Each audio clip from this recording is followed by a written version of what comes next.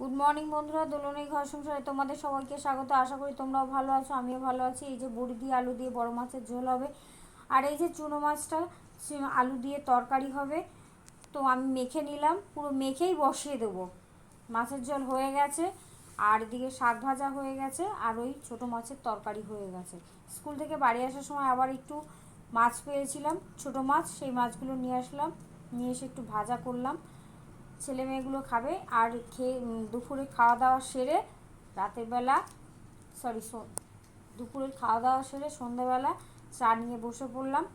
আর এই যে পরের দিনের সবজি কাটছিলাম, সবজি কাটার পর এই যে ছোলার ডালগুলো ভিজিয়ে রেখেছিলাম, ছোট ছোট করে বড়া করলাম, পরের দিন ধোকার তরকারি হবে।